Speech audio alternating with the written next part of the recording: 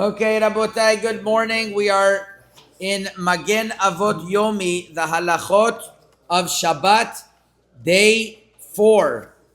And this is a subject that, as we mentioned yesterday, is a little bit confusing. So let's break it down. Yesterday, we said that although you are, according to halacha, you are not allowed to work on Shabbat, but a non-Jew is allowed to work on Shabbat.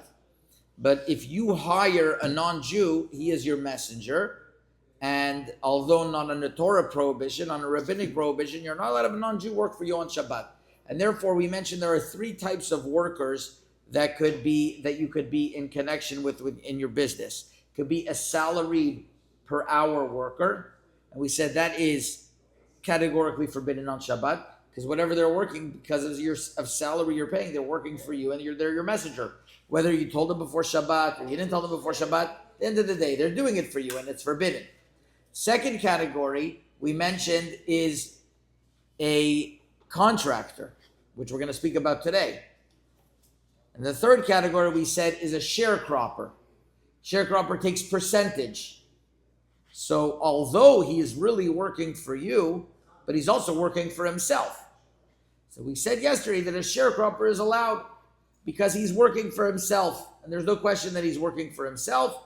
And therefore, even if you paid him a little bit of a salary, but you also pay him incentive-wise and bonuses, not only bonuses, but an actual part of the sale, so that would be permitted. That's what we mentioned yesterday. Now today I want to speak about hiring a contractor. And that's the title of the halacha number 4, page 29. Make sure you order your Magen Avot book. I hope I don't have to say too many more times. I feel like in the classroom here. What are the parameters of hiring a contractor on Shabbat? That's the question. So here we have a contractor on Shabbat. I'll tell you a story that is written in the Yabia Omer of Avadia Yosef's Sefer about a certain synagogue in the valley that was being built, and they wanted to know whether it's able to be built even on Shabbat.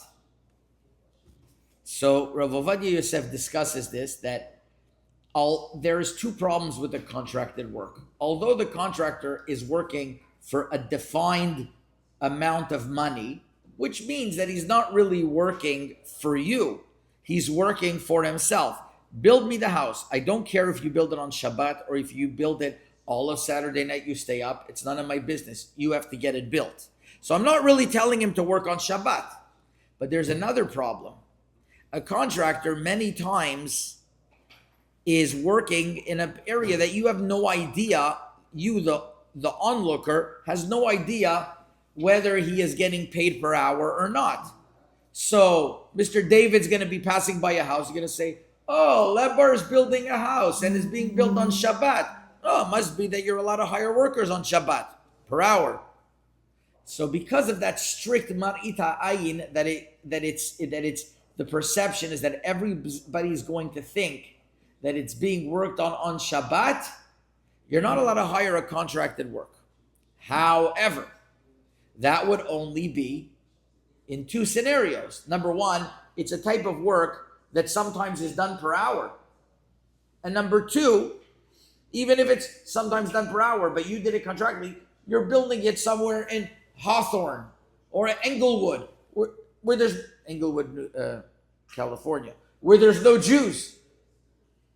So in those 2 scenarios, Rav Ovadia Yosef and others, the halacha contends that it's allowed. Why? Number 1, let's say it's an area that everybody does things based on contractual work. Nobody hires a framer per hour. So then you could contend that nobody's going to think that you're actually paying a person to work on Shabbat. Nevertheless, with that permission, if it's in a Jewish neighborhood, if you're building a house in a Jewish neighborhood, even if it's a type of trade that nobody does it per hour, Rav Moshe Feinstein says that it's better to be stringent. And I'm not so convinced that there are such trades that everybody knows it's only done per job and not per hour. I'm not so convinced. I know a little bit the world of construction, There are many times where people are still doing it per hour. You have workers that you, the Jewish contractor, rather take care of things and pay them per hour. But technically speaking, if it's something that's only done contractually, so speak to your Rav, it could be that even if in a Jewish neighborhood, in certain scenarios, it would be allowed. Although Rav Moshe Feinstein says still stay away. Then there's the second, which you could be much more lenient with, if that it's being built in a non-Jewish neighborhood. You have an office you're building, and there's renovations. So if the office is on Wilshire and La Cienega, where there's so many people that pass by, so that would be a problem because everybody knows, oh, that's his office or whatever else. But if it's going to be in an area where it's not Jewish at all, and let's say it's not Jewish, but it's also totally non-religious. So that we bring down that in the book Commerce and Shabbat, they bring up psak that also, because there's nobody to ayin, nobody's gonna think either way, nobody's gonna get mixed up like that. Oh, you're paying him per hour, so then there's reason to contend that it would be allowed. So if it's that's a very important clarification. So let me give you another example. If you're bringing your car to the mechanic, and he has to fix the car. So if it's the mechanic's in a non-Jewish neighborhood, or your car is not recognizable as a Jewish car, it would be allowed. But if you have a bunch of bumper stickers that say thank you to Hashem, and it's right in our neighborhood, and he's working on it on Shabbat, a lot of times they bill per hour. So who knows? So if you go to a contractor and you tell him, it's per the job, I'm not paying you per hour, it would be allowed if it's not noticeable that it's your car. That means if it's in a closed garage, or if it's an area that's not a Jewish neighborhood, then you'd be able to leave your mechanic to be fixed on Shabbat. But you have to make sure that they don't bill per hour. Many mechanics do bill per amount of labor. They say units according to the units. So if you're going to have your car being worked on Shabbat, you have to make sure to tell them that they bill per job. I'm paying you per the job, and that it's not noticeable that it's Shabbat. So if you have that, then you're in the clear.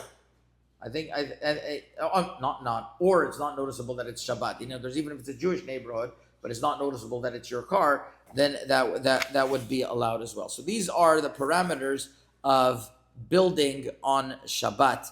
And I say at the end, or in the halacha in the Magen Avot, we write that even if it's a non-Jewish subcontractor that's hired by a Jewish general contractor, he still may be able to work in these circumstances, because at the end of the day, nobody's going to think that the Jewish contractor is building. And I know that there are many houses. When we did the kollel over here, we put up a sign: no work is being done on Shabbat. So nobody should think that we are having workers being done on Shabbat. And sometimes the workers came, so we messed up. Sometimes they show up, they don't care. These subs. But I'm just letting you know that I know a kollel in Toronto, Rabbi Sekula's shul. They put up a sign: no work being done on Shabbat. Just to know how important it is. Chazaku Baruch.